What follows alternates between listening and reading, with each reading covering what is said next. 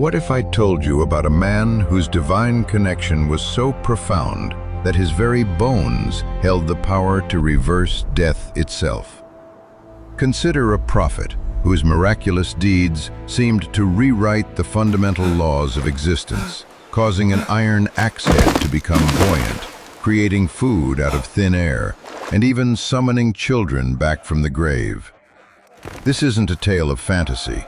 This is the chronicle of Elisha, one of the most remarkable individuals in all of biblical accounts. Yet, the most astounding part of his story might be what I'm about to share. His most defining miracle occurred not while he was breathing, but long after his passing. It took place when a group of grave robbers, in a moment of panic, hastily tossed a dead man into Elisha's tomb.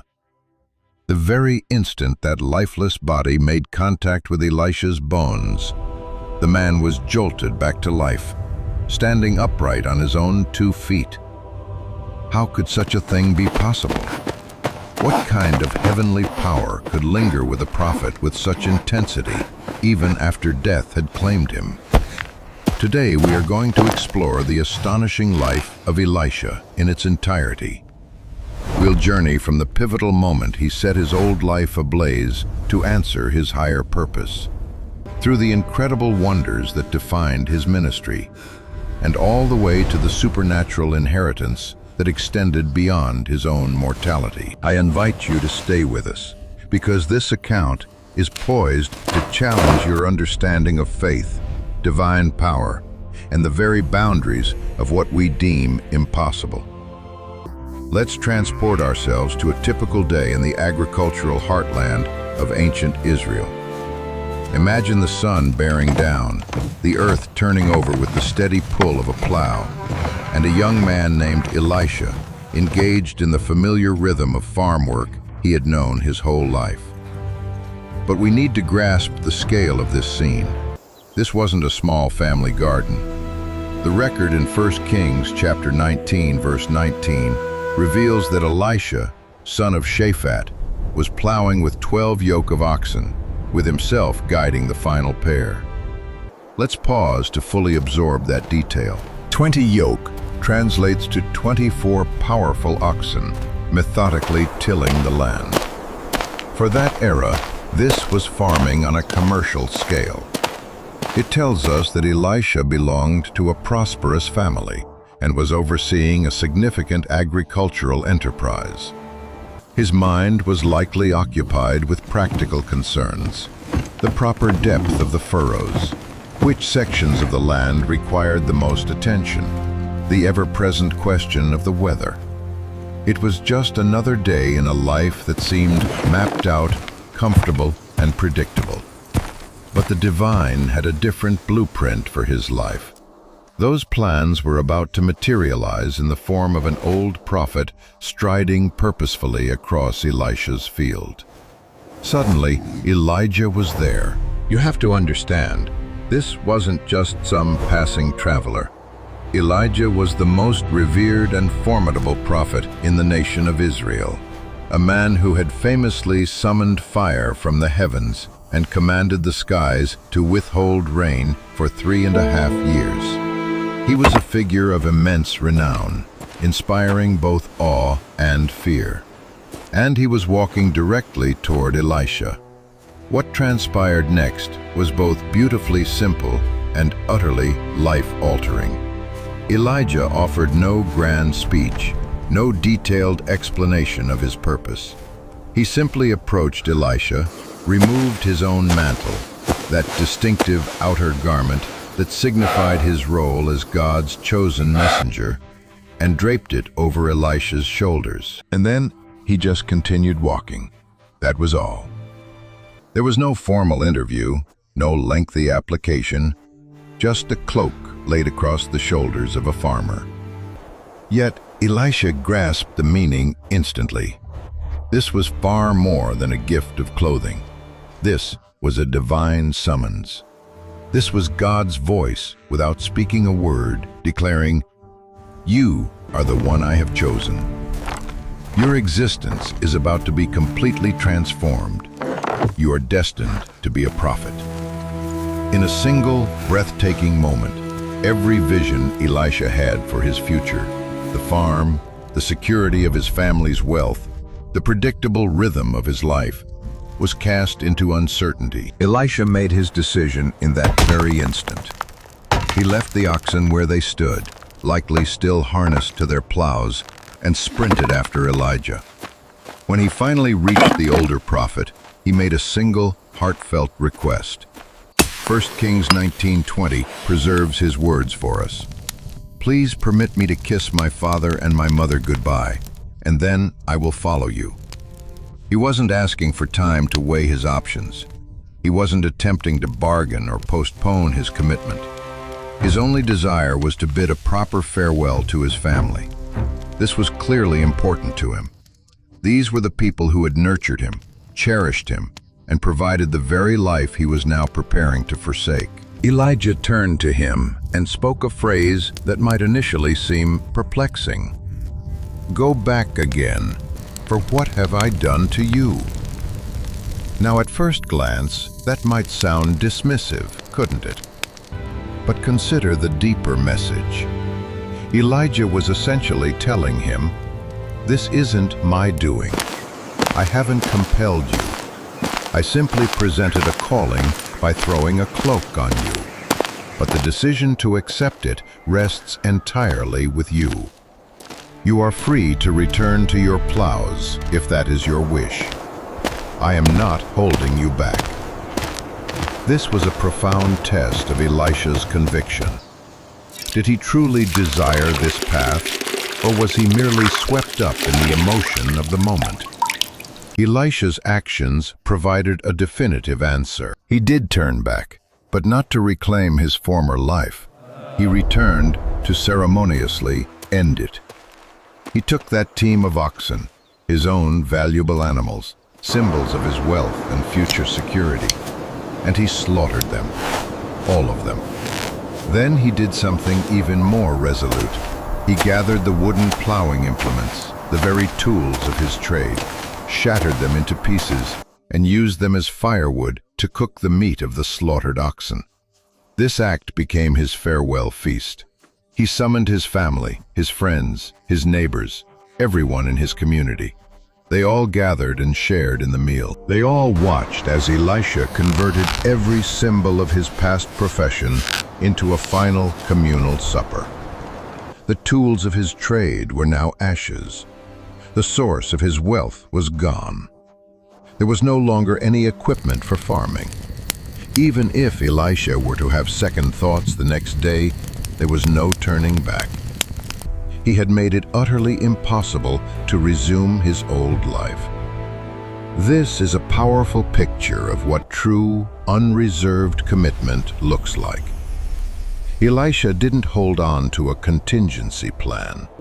He didn't think, "I'll give this prophet role a try, but I'll store my farming equipment just in case it doesn't work out." No, he burned every single bridge to his past. And then he arose, followed Elijah, and became his attendant. The affluent farm manager transformed into the prophet's apprentice. Time moved forward, though we aren't told precisely how many years. Throughout this period, Elisha served Elijah with unwavering loyalty. Receive the Spirit He observed of the Lord. him, learned from his example, and remained constantly by his side. It's certain As the he Lord witnessed liveth, miracles, I will listened not to leave prophecies, and deepened his comprehension of what it meant to be a spokesperson for God. But a day arrived when everything was destined for another profound shift. Both men sensed it. Hear me, O God was Lord, preparing to hear take me. Elijah from the earthly realm. The great prophet's mission was drawing The to a Lord has called close, you. and the time for Elisha day to stand forward on you his shall be own my was successor. fast approaching. Their final journey follow you, began in Master. Gilgal, and as they walked, Elijah spoke to Elisha. In 2 Kings 2:2, we hear his I will words. be taken from you soon. "Stay here, please, When that day comes, for the Lord you has must sent carry me the on mantle of to prophecy Bethel." with strength and courage. It appeared to be a straightforward request, but Elisha Vi gjorde perceived sig the världen test Bethel. within it. Elijah was offering him an exit, a chance to step away before the difficult parting. But Elisha had already made his irreversible choice years before. At the moment he set his plows on fire, he was not going to waver now. His reply was resolute. As the Lord lives, and as your soul lives, I will not leave you. So they continued on to Bethel together. When they arrived in Bethel, they found they were not alone. A community of younger prophets resided there, men who were in training to serve God under Elijah's mentorship. These men approached Elisha with a question that must have been painful to hear. Verse 3 documents their inquiry. Do you know that the Lord will take away your master from over you today? Yes, Elisha knew. He was acutely aware, but he had no desire to discuss it. He responded, "Yes, I know. Keep silent." This was not a moment for conversation.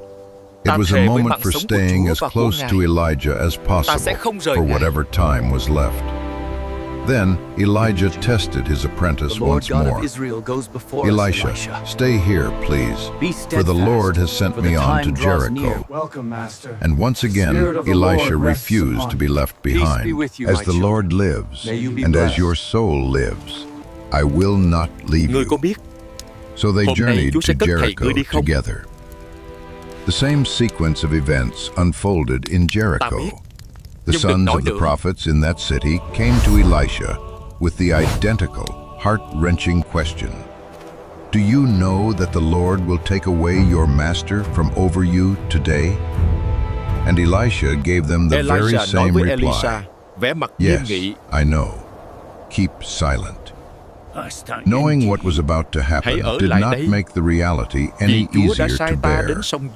One last time, Elijah attempted to leave Elisha behind. "Stay here, please, for the Lord has sent me on to the Jordan." And for the final time, Elisha's response was unwavering. "As the Lord lives, and as your soul lives, I will not leave you." The two of them proceeded together, and on this occasion, 50 of the young prophets from Jericho followed them from a distance. They were determined to see what would occur.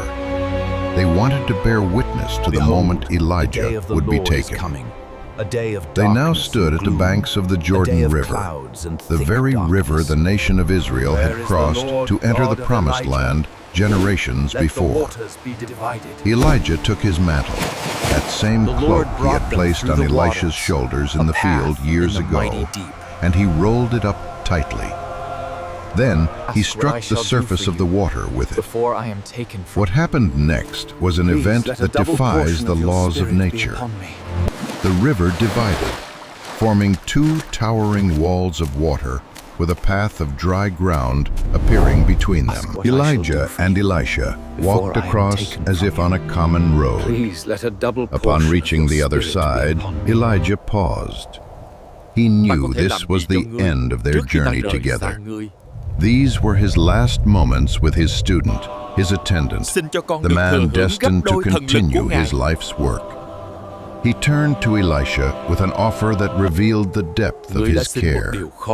2 Kings 2:9 captures his words. "Ask, what may I do for you before I am taken away from you?" It was a completely open invitation. Elisha could have requested anything: security from his enemies, great success in his future ministry, a long life, or the restoration of the wealth he had surrendered. But Elisha had given this moment considerable thought. He knew precisely what he would need. His answer was audacious. "Please let a double portion of your spirit be upon me." A double portion. When some people hear this, they mistakenly believe Elisha was being arrogant, asking for twice the power of his master.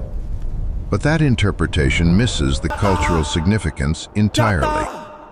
In the customs of that time, when a father passed away, his inheritance was distributed among his sons. The firstborn son, the primary heir, was entitled to a double portion. This wasn't twice the entire estate, it was twice the share of any other single son. It designated him as the principal successor, the one who would carry on the family name and legacy. What Elisha was truly asking was, I want to be your true spiritual heir, not merely one among many prophets who learned from you, but the one designated to carry your mantle, your authority, and your mission. It was a request born of both deep humility and profound confidence. Humility in acknowledging he could not achieve this on his own, and confidence in his belief that God had called him for this very purpose. Elijah's reply was both honest and tinged with a hint of sorrow. You have asked a hard thing, he said in verse 10. He couldn't simply bequeath spiritual power like a family heirloom. It wasn't his to give. Only God could determine who would receive his spirit and in what capacity. But Elijah did provide him with a sign to look for. Nevertheless, if you see me when I am taken from you, it shall be so for you. But if not, it shall not be so. If Elisha were to witness the moment of his departure, it would be the confirmation that God had honored his request. They kept walking and talking, master and student, prophet and successor, sharing their final moments on this earth. Their conversation likely touched upon many things: last-minute instructions, words of encouragement, shared memories from their years together. Then, with no warning, the sky itself seemed to tear open. 2 Kings chapter 2, verse 11 vividly depicts the scene. Then it happened, as they continued on and talked, that suddenly a chariot of fire appeared with horses of fire and separated the two of them. This wasn't some poetic metaphor or a vision in Elisha's mind. This was a tangible reality, blazing with a divine flame. A chariot, drawn by horses composed of fire, descended between them, physically pushing them apart. And then Elijah began to ascend. The scripture states he went up by a whirlwind into heaven. Can you picture it? The wind swirling, growing in force, lifting the prophet from the ground, carrying him ever higher into the sky. Elisha stood there, watching, powerless to do anything but witness this divine act. His master, his mentor, his spiritual father was being taken from him right before his very eyes. The cry that erupted from Elisha's lips is recorded in verse 12. My father, the chariot of Israel and its horsemen. Look upon your servant. He called Elijah his father, revealing the profound depth of their bond. The time of waiting is over. But he also recognized a greater truth. Elijah's presence had been more valuable to the nation of Israel than its entire military.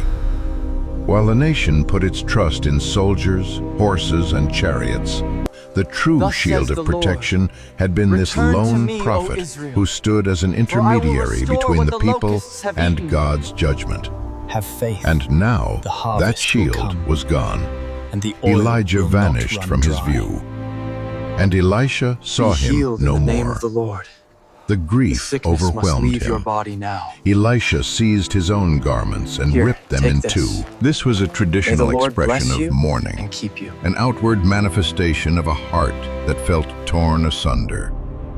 He stood there in his solitude, the pieces of his torn clothing in his hands, gazing at the sky where Elijah had disappeared. Thus says the Lord. The immense Cleanse weight of yourselves what of had these just idols, occurred for a new and what season was is about upon to the land. commence descended upon him.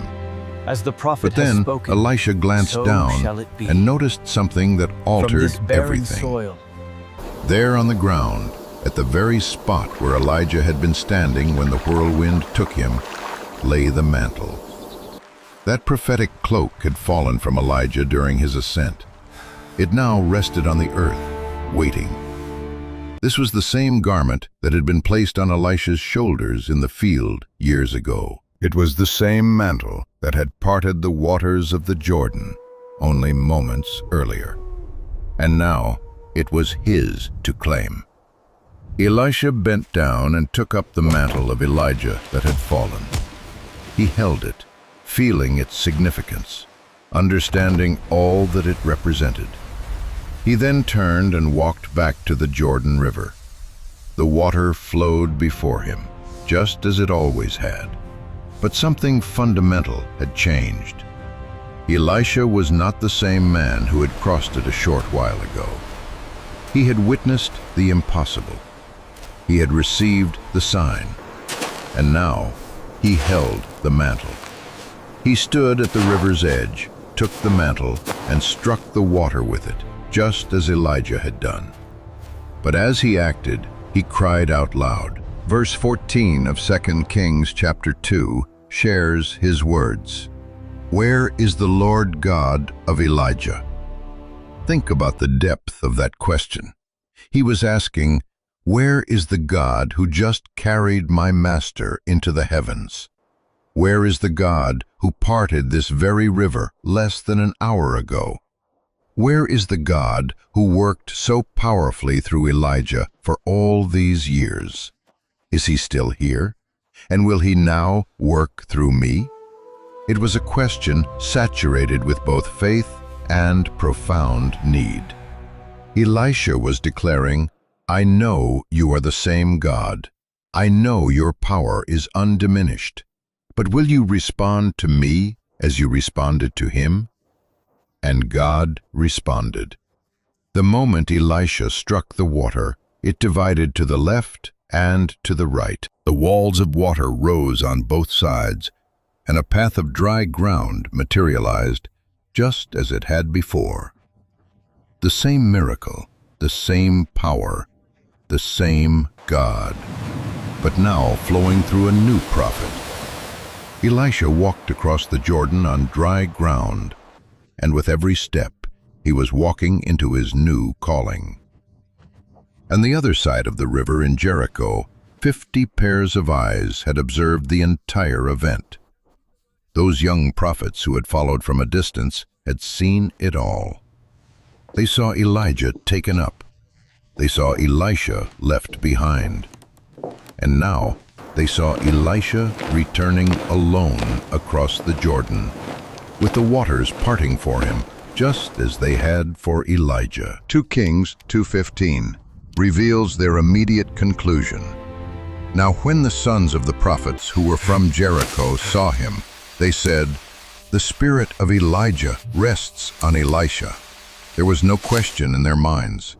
They didn't need to debate it. They saw the proof with their own eyes. God had chosen Elisha. The authority had been transferred.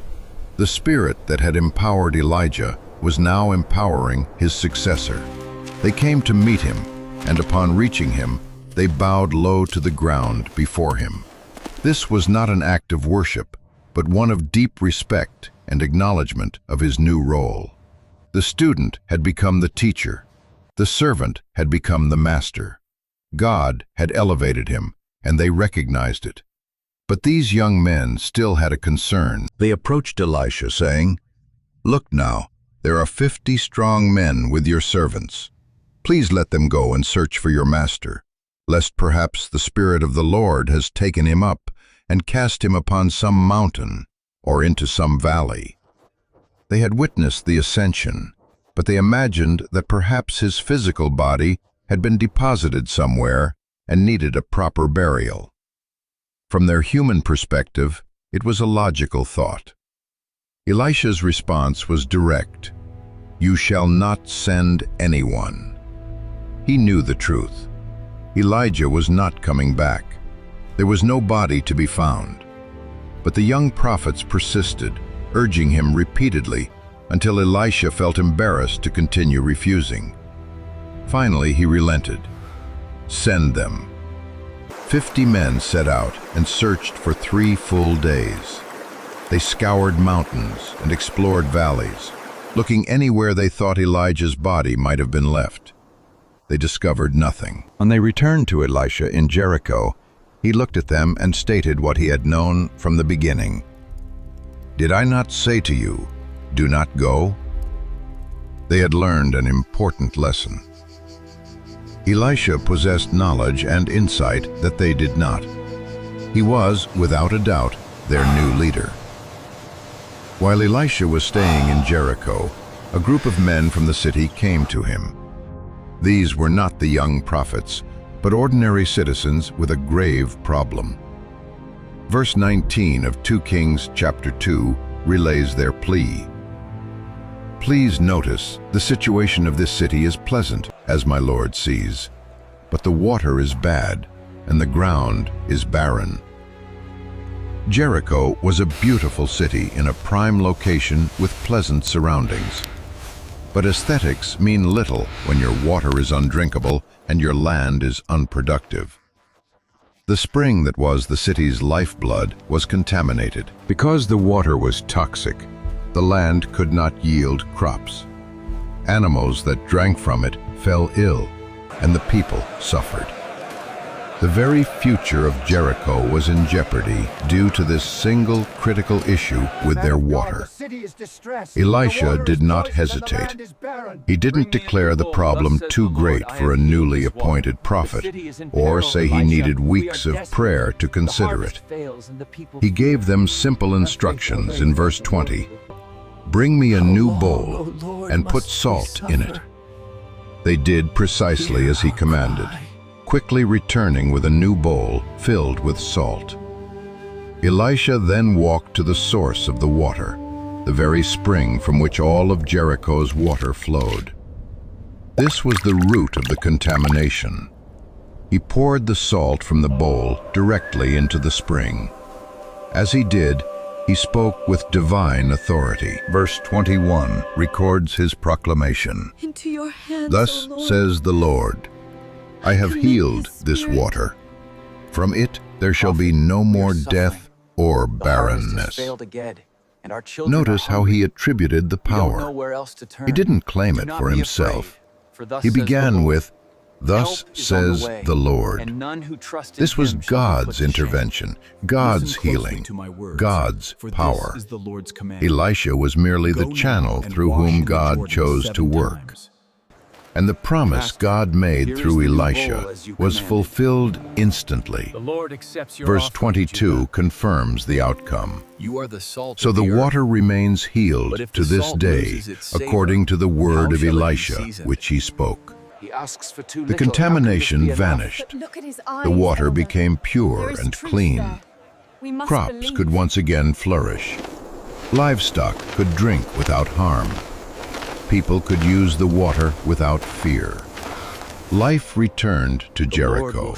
In fact, it was better than before, because they had all witnessed a miracle. Everyone in that city knew exactly who was responsible. Elisha, the new prophet, carrying the mantle of Elijah and filled with the Spirit of God, had performed his first public miracle. The calling that found him in a plowing field had guided him through years of faithful service, through the profound grief of losing his master, and now into the beginning of his own powerful ministry. The people of Jericho had seen it. The sons of the prophets had affirmed it, and the healed waters of the spring stood as a lasting testament. The prophet Elisha had truly arrived, and an era of miracles had begun. One day, a woman approached Elisha in a state of utter desperation. She was not just any woman. 2 Kings 4:1 reveals she was the widow of one of the sons of the prophets, one of the men who had studied under Elijah and Elisha. But now her husband was gone, and she was confronted with a terrifying reality. She cried out to Elisha with words that conveyed the depth of her despair. Your servant, my husband, is dead, and you know that your servant feared the Lord, and the creditor is coming to take my 2 sons to be his slaves. Can you imagine her predicament? Her husband had served God devoutly as a prophet, yet upon his death, she was left with nothing but debt. In that culture, if you were unable to pay your debts, a creditor had the legal right to take your children as indentured servants to work off the amount owed. Her 2 boys, the only family she had left, were on the verge of being seized. Elisha looked at her and posed a simple question in verse 2. "What shall I do for you? Tell me, what do you have in the house?" He needed to understand what resources, however small, she possessed. The widow's reply was heartbreaking. "Your maidservant has nothing in the house but a jar of oil."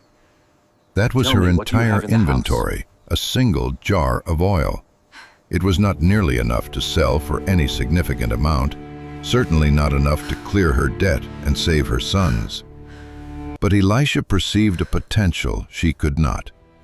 He gave her very specific directions.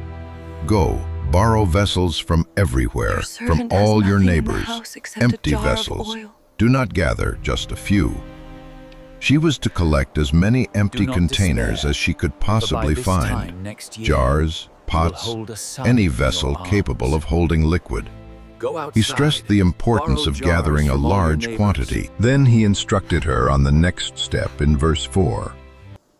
"And when you have come in, you shall shut the door behind you and your sons.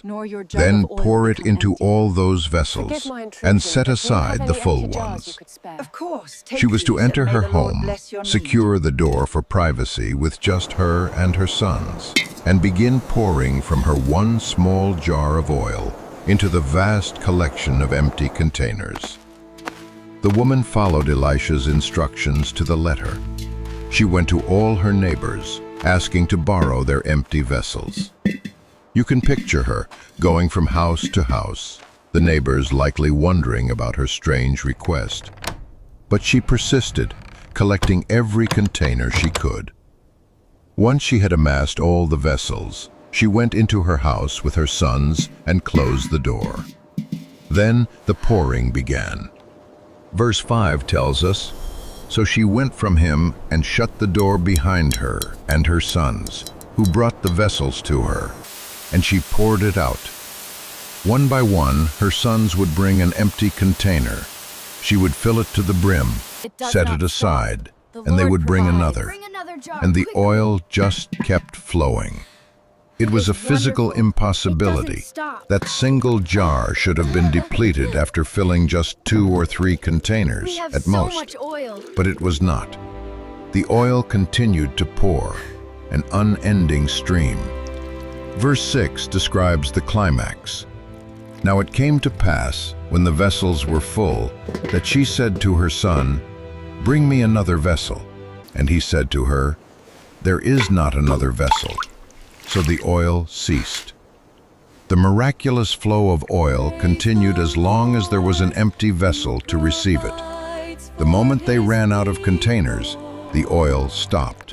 Had they gathered more vessels, there would have been more oil. But what they had gathered was now completely full. The widow returned to Elisha to report what had transpired. His response in verse 7 was both practical and filled with hope. "We have enough to pay Go, our debts, sell the and live oil on the and rest." pay your debt, and you and your sons live on the rest. She had enough oil not only to sell and pay off every penny she owed, but to have enough money remaining to support her family. Her sons were safe. Her future was secure. God had miraculously provided through his prophet. Elisha's ministry required extensive travel, and his journeys often brought him through a town called Shunem. 2 Kings 4:8 recounts an encounter there. Now it happened one day that Elisha went to Shunem, where there was a notable woman, and she persuaded him to eat some food. This was a woman of wealth and high standing in her community. When she saw Elisha passing by, she insisted that he stop for a meal at her home. This act of hospitality became a recurring event. The scripture continues, "So it was, as often as he passed by, he would turn in there to eat some food." Every time Elisha's travels brought him to Shunem, he would have a meal at this woman's house. She was consistently showing kindness to God's prophet. After some time, this woman conceived of an idea. She discussed it with her husband. Verse 9 records her words. "Look now, I know that this is a holy man of God who passes by us regularly. Please come into our She had a home and clear rest. recognition of who May the Elisha Lord was. bless your generosity. Not just an itinerant teacher, but a true prophet of God. And she felt compelled to do something more for him. Her plan was thoughtful and specific. She proposed in verse 10, "Please, let us make a small upper room on the wall, and let us put a bed for him there, This holy and man a of God table, and a passes by us chair, often. and a lampstand. Let us build a small So it will chamber for be, him on the roof. whenever he comes to us, he can If this turn man in is there." truly a prophet, She we should wanted build to him a construct chamber a by the small wall. guest It room is on the the right roof thing of to their do. home, furnishing it with everything now, a lift it traveler higher. like Elisha would need. All right, it's A set. place to sleep, Bring the plaster a over table here. for study or meals, a chair, and a lamp. It would be a private retreat for the prophet to rest during his stays in their town. And so they Thy did. word is a lamp They unto built my the feet, room and furnished and it a light precisely unto my as she had path. envisioned. Elisha me, made Father. use of their generosity. Gehazi, Verse come here. 11 We says, must attend to the "And it Shunammite happened one woman day at that he once, came master. there, and he What shall I turned gain into the from upper this?" room and lay down there." He now had a dedicated place to stay in Shunem, thanks to this considerate woman. Go quickly now, Elisha, summon the homeowner deeply for me. appreciative, Yes, master. wanted to do something for her in return. He summoned his servant, Gehazi, and said in verse 12, "Call this Shunammite woman." When she came and stood before him, Elisha instructed Gehazi Please, to ask her a come forward. question, found in verse Is there 13. Anything I can do for you? Say now in to return her, for your "Look, kindness? you have been concerned for How may I us with serve you? all this care. Is there anything What can I might do for you? concerning the Do you king want me to or speak the on your commander of the behalf to the army?" king or to the commander of the army?" He was offering to use his significant influence for her benefit. Did she have a petition for the I king? live among my own Did she people. require I some have form of everything I protection need. from the military? But her reply indicated Do she not needed hold back neither. the truth from me. "I dwell among my For own the people," Spirit has she said. revealed your secret. She was content, secure, and had everything she Where needed. have you come from, Gehazi? She was not seeking favors. Do not attempt to deceive Still, the Spirit of the Elisha Lord. felt a strong desire to bless her. She He has no asked son, Gehazi in verse 14, and her husband "What is then old." is to be done for her?" Gehazi, who was evidently aware of her personal circumstances, provided the answer. Actually, she has no son, and her husband is Do not be old. afraid, woman. This The was the Lord one has heard thing your absent plea. from her otherwise Go now, complete your life. son lives. She had wealth, a home, a loving husband, but no About this children. time next year, And given you her shall husband's embrace a advanced son. age, there was no natural About expectation this time of having next one. year, you Elisha will called hold a for her son in again. your arms. When she stood in the doorway, he made a promise that must have been utterly astonishing to her. Verse 16 contains his words, "About this time next year, you shall embrace a son." Within a year, she would be holding her own child. The woman could hardly process it. She responded, "No, my lord, man of God, do not lie to your maidservant." She was not accusing Elisha of being a liar. She was pleading, "Please do not raise my hopes for something so wonderful if it is not truly going to happen." But verse 17 confirms the outcome. "But the woman conceived and bore a son when the appointed time had come, of which Elisha had told her."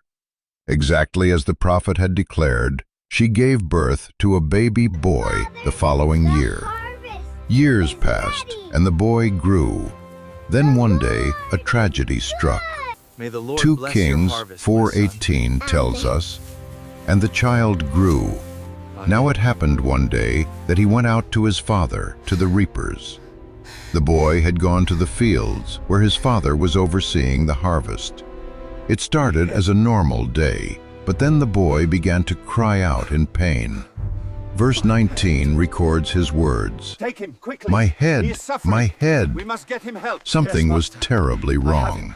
A sudden, intense pain in his head. His father knew it was serious and immediately instructed a servant, "Carry him to his mother." The servant picked up the boy and took him home. Verse 20 describes the devastating scene. When he had taken him and brought him to his mother, He sat on her knees till noon, and then died.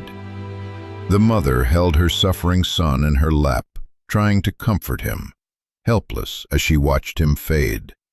At noon, he took his last breath, right there in her arms. The miracle child, the son she had been promised, the boy whose existence defied natural explanation, was now dead. But consider her next actions. She did not erupt in screams or call for her husband. It is peace.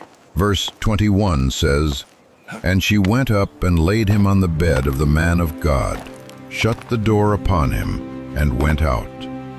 She carried the body of her son upstairs to Elisha's guest room, the very room they had built for the prophet.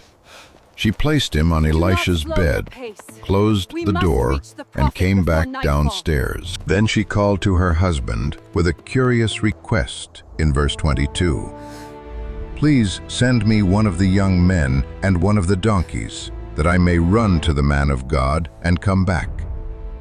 She was determined to find Elisha, but she did not explain the reason. Her husband was perplexed. He asked in verse 23, "Why are you going to him today? It is neither the new moon nor the Sabbath, which were the customary times for visiting a prophet." But she simply replied, "It is well." Peace be unto you. She had the donkey Is all well with saddled you, and your gave the husband, servant and the urgent child? instructions in verse 24. you? "Drive with the and go child? forward. It is well. Do not slacken the pace for me unless I tell you." She needed to Everything get is to all right, Elisha all as right. fast as possible. She headed toward Mount Carmel, where she knew the prophet would be. I swear, my When Lord, I Elisha did not saw go her anywhere. approaching from a Your servant distance, remained he here. recognized her. Prophet, He look said to upon my Gehazi distress. in verse 25, Did I ask you for a "Look, son, my the Lord? Shunammite woman, please run now Did to I meet not her say, and say to her, do not deceive Is it me? well with you? Is it well with your husband? Is it well with the child?" Elisha could sense the urgency in her approach. Gehazi ran to her and asked those questions. Her answer in verse 26 was a simple, "It is well." The Lord But has things were spoken. far from well. Let Her his son will was be dead. done. She was just On holding this herself day. together until she could reach Take my the staff prophet and go himself. quickly. Do not stop to greet When she anyone, finally and if reached anyone greets you, Elisha do on the not mountain, answer. Be she swift fell at and his speak feet to no one. and clung to them. Gehazi tried to push her away, but Elisha intervened. Verse 27 describes the scene. Tarry here, So man when of she God. came to the man of Do not God leave at the me, I hill, beseech you. she caught him by the feet, My path is but set. Gehazi came near to push her away. But the I man will of not God leave said, you. "Let her alone, for her soul I is will in deep not leave distress, and the Lord has hidden it from me, and has not told me." Elisha knew something was terribly wrong, but God had not yet revealed the I swear by details the to Lord him. that I will Then the not woman leave you. spoke, and her Please, words hurry. in verse He 28 is gone. revealed both her pain and her profound faith. "Did I ask a son of my Lord? Did I not say, 'Do not deceive me'?" She was reminding Elisha that she had not requested this child. She had been content before. He had promised her a son, and now that son had been taken from her, and she was holding the prophet accountable for the promise. Master. Elisha understood in an instant. He turned to Gehazi with urgent orders in 2 Kings 4:29. The boy has "Get not yourself awakened. ready and take my staff in your hand, and be on your way. If you meet anyone, do not greet him, and if anyone greets you, do not answer him, but lay my staff on the face of the child." Speed was of the essence. Gehazi was to rush to the house without any delay and place Elisha's staff on the boy's face. But the Shunammite woman would not be satisfied with this. She had come for Elisha, not for his servant or his staff. Verse 30 records her declaration. "As the Lord lives, and as your soul lives, I will not leave you." I pray. She echoed the very words of commitment Elisha had spoken to Elijah years before. She was not returning without the prophet. So Elisha arose and followed her. Gehazi ran ahead. He arrived at the house first and did exactly as Elisha had commanded, laying the staff on the child's face. But there was no response. O Lord my God, Verse I pray, 31 let tells this us, child's life "But there return was to him. neither voice Hear my nor voice, hearing." revive this child. Therefore he went back to meet him and told him, saying, "The child has not awakened." The staff had not worked. The boy remained dead. When Elisha arrived, verse 32 says, "When Elisha came into the house, there was the child lying dead on his bed. He saw the lifeless body on his own bed, where the mother had placed him." Verse 33 describes Elisha's first action. He went in, therefore, shut the door behind the two of them, and prayed to the Lord. He closed the door, creating a private space with only himself and the dead child, and he prayed. He knew this was not something he could accomplish through his own power. He needed God to intervene. Then Elisha did something extraordinary. Verse 34 describes it. "And he went up and lay on the child, and put his mouth on his mouth, his eyes on his eyes, and his hands on his hands. And he stretched himself out on the child, and the flesh of the child became warm." He aligned his body directly over the boy's, and as he did, the child's cold body began to regain warmth. But the boy was not yet alive. Elisha got up and paced the room. Then verse 35 says, "He returned and walked back and forth in the house, and again went up and stretched himself out on him." He repeated the action a second time, and on this occasion something happened. Then the child sneezed 7 times, and the child opened his eyes. The boy was alive. He sneezed 7 times, his lungs clearing, and his eyes opened. Life had returned. Elisha called for Gehazi and said in verse 36, "Call this Shunammite woman." When she came in, Elisha simply said, "Pick up your son." Verse 37 records her reaction. So she went in, fell at his feet, and bowed to the ground. Then she picked up her son and went out. She bowed before Elisha, overcome with gratitude, then embraced her living, breathing son and left the room. The child who had been dead was alive once more. Sometime after this, a famine struck the land. Food was in short supply, and people were suffering. Elisha returned to Gilgal. 2 Kings 4:38 states, "And Elisha returned to Gilgal, and there was a famine in the land. Now the sons of the prophets were sitting before him."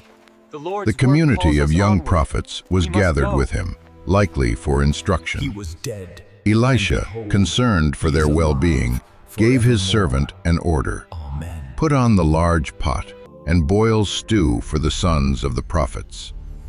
They were going to prepare a large communal meal in a time of scarcity.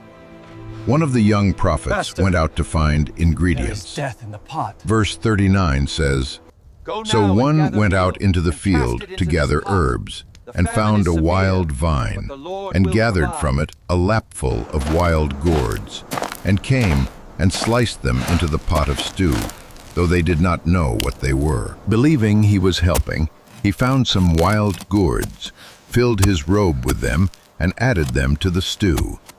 But he was unaware of what he had just introduced to their meal.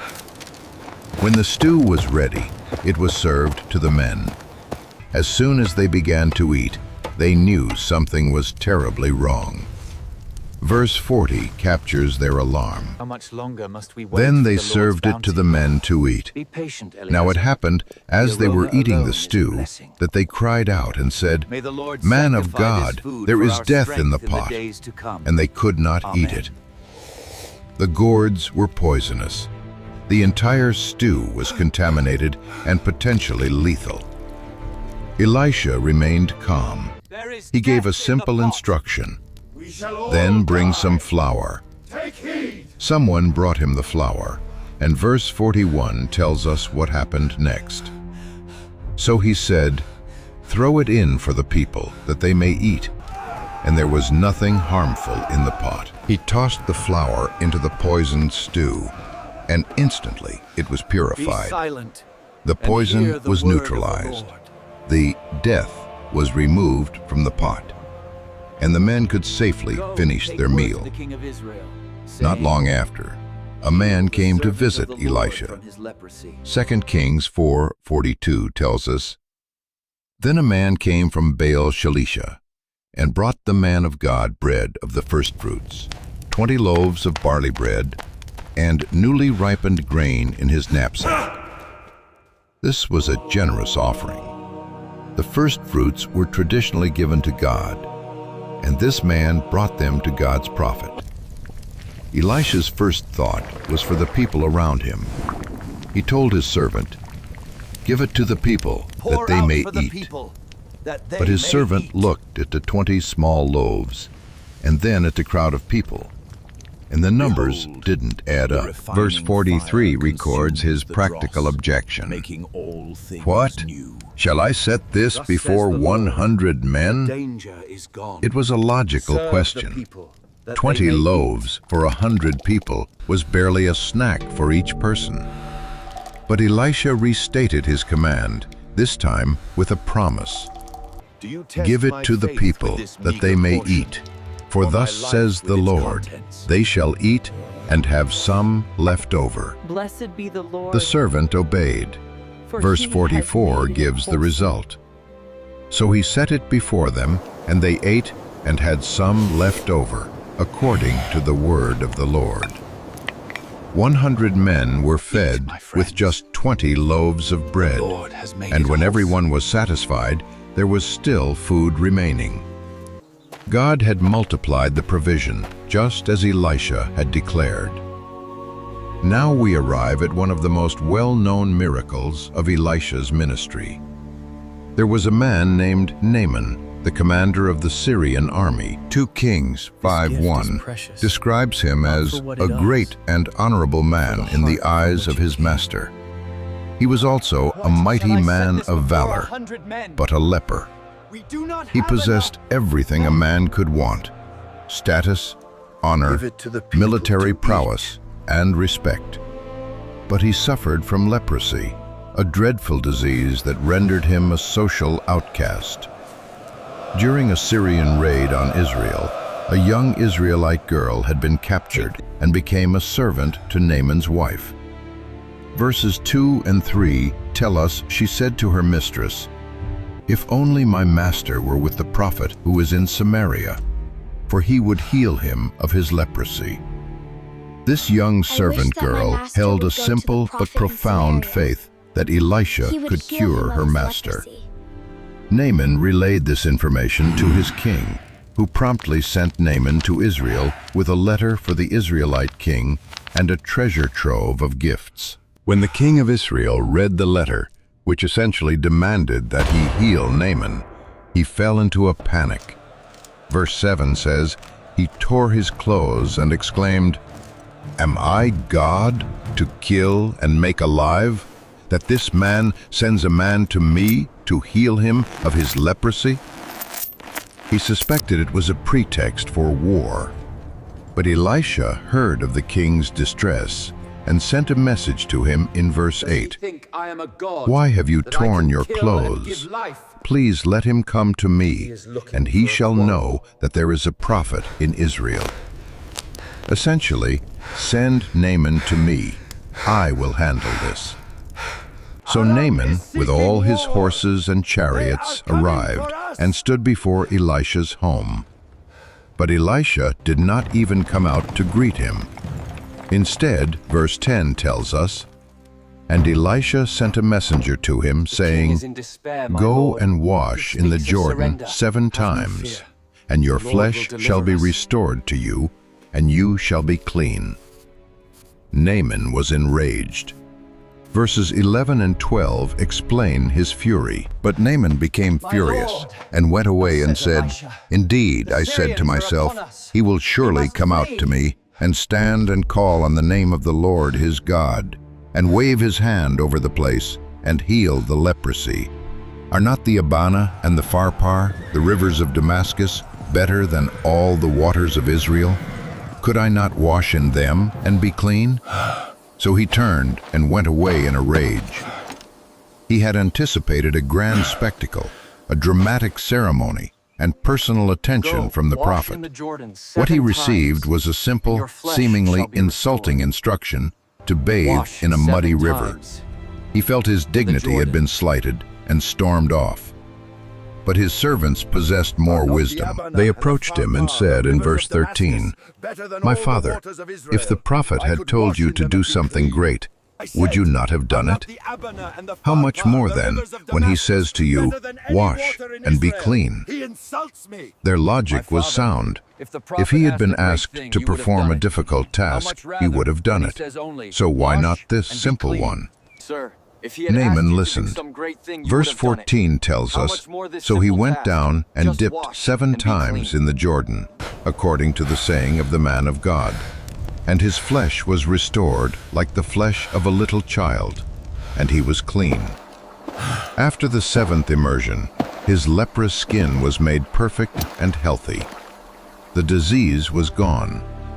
Overwhelmed with gratitude, Naaman returned to Elisha.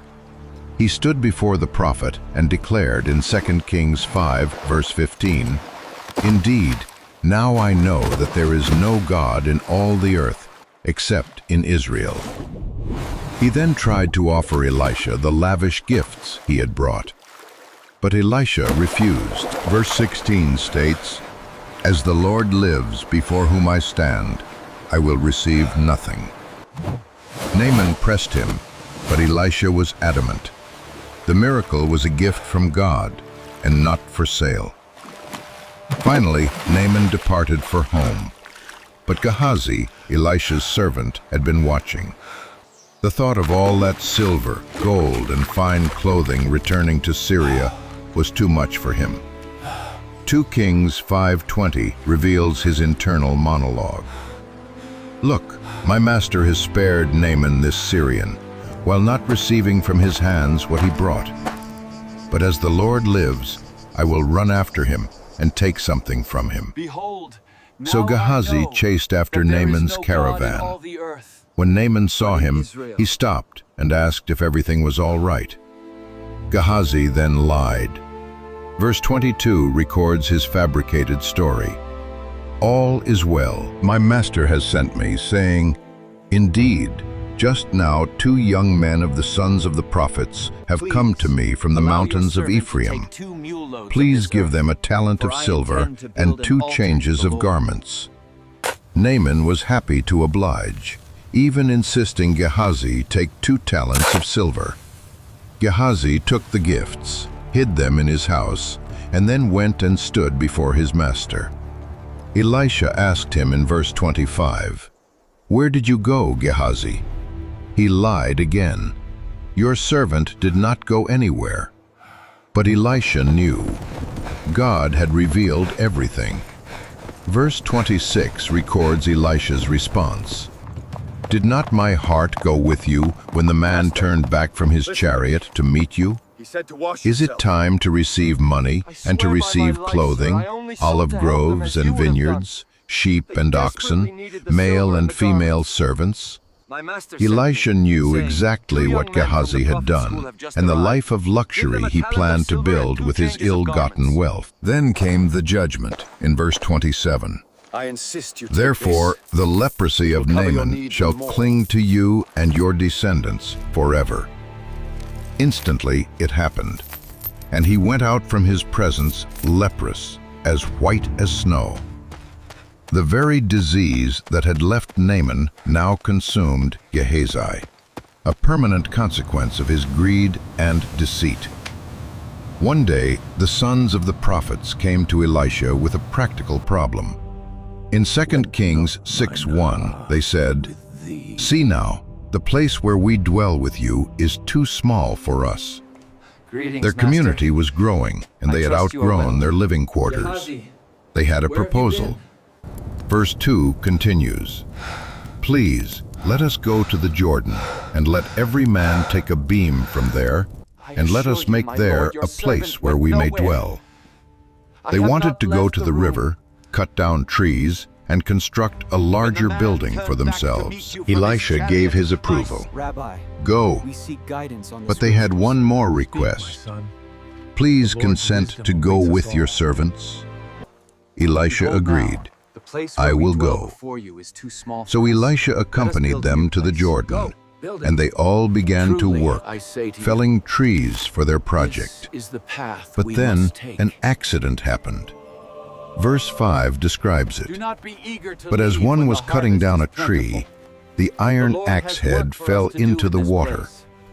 The metal Rabbi, head of the axe if flew it off please the you, do handle not leave and us. sank into the river. Your wisdom is The man light in cried this out in wilderness. distress, "Alas, master, for it was borrowed." The axe was not his. Iron was a valuable commodity, and he could not afford to replace it. Let us begin. Elisha asked a simple question in verse 6. Where did it fall? The man showed him the exact spot. Elisha then cut a stick and threw it into the water at that location. What happened next was a complete suspension of natural law. The verse continues, "And he made the iron float." The heavy iron axe head rose from the riverbed and floated on the surface.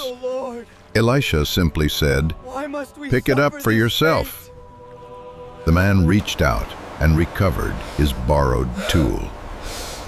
During a period of war between Syria and Israel, the king of Syria would devise military strategies, setting up ambushes for the Israelite army. But his plans were consistently foiled.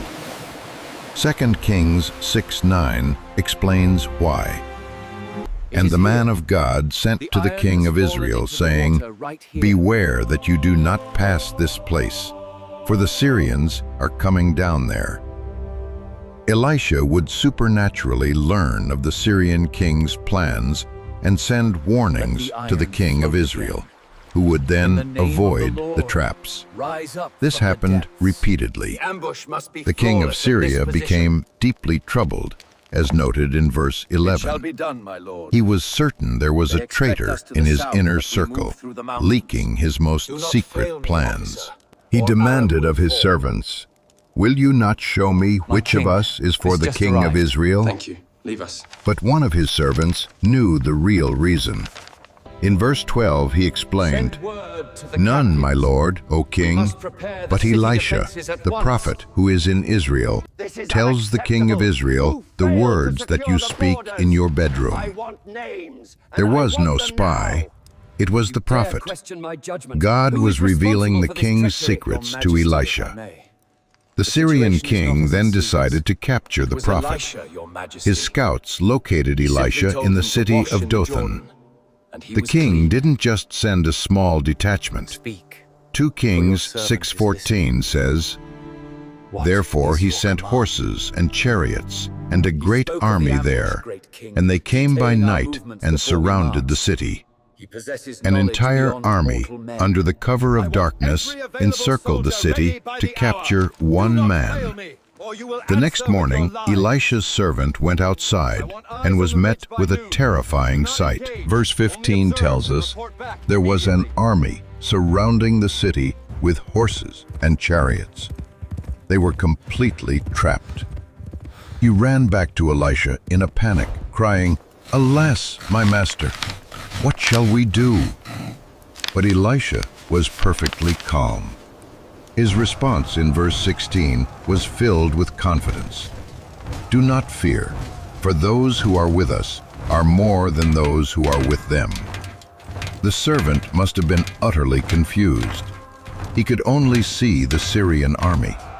Elisha then prayed a simple prayer in verse 17. "Lord, I pray, open his eyes that he may see." He was asking God to let his servant perceive the reality that was already present. Then the Lord opened the eyes of the young man, and he saw.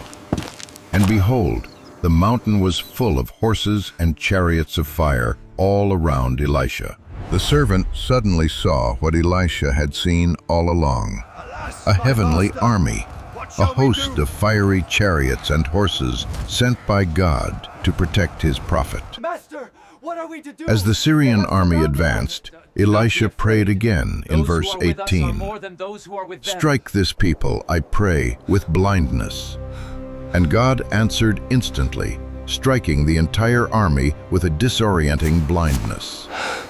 Elisha then walked out to these soldiers who had come to capture him. He told them in verse 19, "This is not the way, nor is this the city. Follow me, and I will bring you to the man whom you I seek." place my trust in you. He then led the entire blind your army peace to surround this Samaria, place, the capital and city guide of my Israel. steps. Once they were inside, Elisha prayed for their sight to be restored. When they could see again, they were shocked to find themselves standing in the heart of their enemy's capital, surrounded by the Israelite army. The king of Israel asked Elisha, "My father, shall I kill them?" But Elisha replied in verse 22, "You shall not kill them. Set food and water before them, that they may eat and drink and go to their master." Instead of slaughtering them, the king of Israel prepared a great feast for them, and after they had eaten, he sent them safely home. The result was that the Syrian raiding parties ceased for a time. However, the peace was temporary. 2 Kings 6:24 recounts that the king of Syria later gathered his entire army and laid siege to Samaria, cutting off all food supplies. The resulting famine within the city was horrific. Verse 25 describes people paying exorbitant prices for a donkey's head or dove's droppings. The situation grew so dire that women resorted to cannibalism, eating their own children. When the king of Israel heard of this, he tore his clothes in grief, and in his despair blamed the prophet. Verse 31 records his vow. "God, do so to me and more also, if the head of Elisha the son of Shaphat remains on him today." He sent an executioner to kill Elisha. Elisha, sitting with the city elders, supernaturally knew the executioner was coming. Before the man arrived, Elisha told the elders to block the door, because the king himself was right behind him. Just then the king arrived, utterly hopeless, saying in verse 33, "Surely this calamity is from the Lord. Why should I wait for the Lord any longer?" But Elisha delivered a message of hope. In 2 Kings 7, verse 1, he prophesied, "Hear the word of the Lord. Thus says the Lord, tomorrow about this time, a seah of fine flour shall be sold for a shekel, and 2 seahs of barley for a shekel at the gate of Samaria." He declared that within 24 hours the famine would be over, and food would be cheap and abundant. A royal officer who was with the king scoffed at the prophecy, saying in verse 2, "Look, if the Lord would make windows in heaven, could this thing be?" It was pure mockery. Elisha responded with a personal prophecy for him. "In fact, you shall see it with your eyes, but you shall not eat of it." That night, 4 lepers outside the city gate, deciding they had nothing to lose, went to the Syrian camp to surrender. But as verse 5 tells us, when they arrived, to their surprise, no one was there. The entire camp was abandoned. Verse 6 explains that God had caused the Syrian army to hear the sound of a massive approaching army, and they had fled in terror, leaving everything behind. The lepers found an abundance of food, treasures, and supplies. After helping themselves, they realized they had to share this good news. They reported their discovery to the city.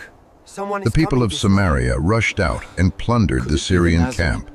Just as Elisha had prophesied, a seah of flour and 2 seahs of barley were sold for a shekel. The unbelieving officer was appointed by the king to manage the crowd at the gate. Verse 17 tells us, the people trampled him in the gate, and he died. He saw the abundance with his own eyes, but he never got to eat any of it. Years went by, and Elisha's ministry continued, but eventually his body grew weak.